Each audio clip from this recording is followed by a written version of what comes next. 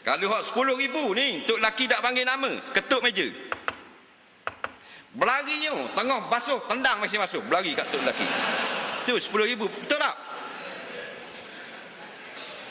Kita makan nasi, dia piping tangan ni. Kita balik kerja, dia piping dah, dia tunggu kat pintu. Kalau kita naik kereta, dia tolong buka pintu. Perempuan hak 10,000. Hak mas kahwin mahal. Baru puas hati. Kita berhenti, tak berhenti kereta tengah jalan, tu kedah pintu ni. Faham? Tolong buka. Ambil ni, briefcase ni, beg yes bomb waktu beg. Piping tangan tok lelaki. Kalau pakai motor buruk, tolong tokak, tolong cabut topi. Tolong bawa supik lenyai waktu beg. Nah, tu piping. Sila naik bang. Nampak? Sila makan bang. Bawa pergi ke kursi, terik kursi, biar lelaki duduk. Jangan terik jauh enggak, takut luling pula.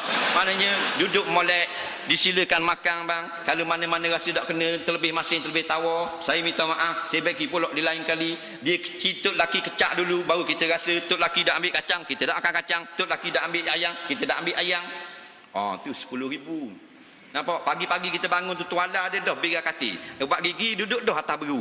Selipang ngadap bilik air. Faham? 10,000. Mana? Setuju? Hak gitu 20 aku bayar. Nah.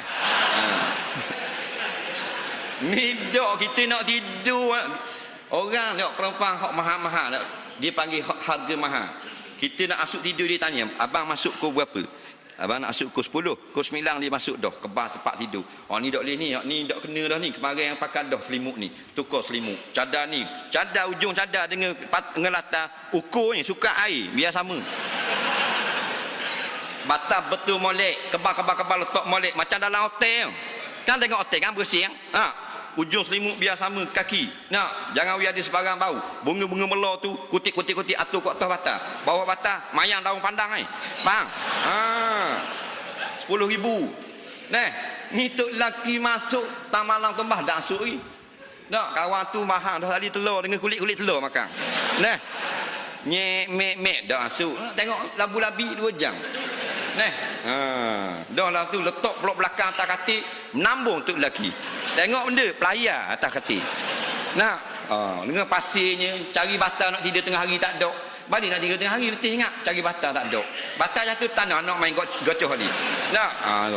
Gagah-gagah bawah cari selimut, bahan tai kucing.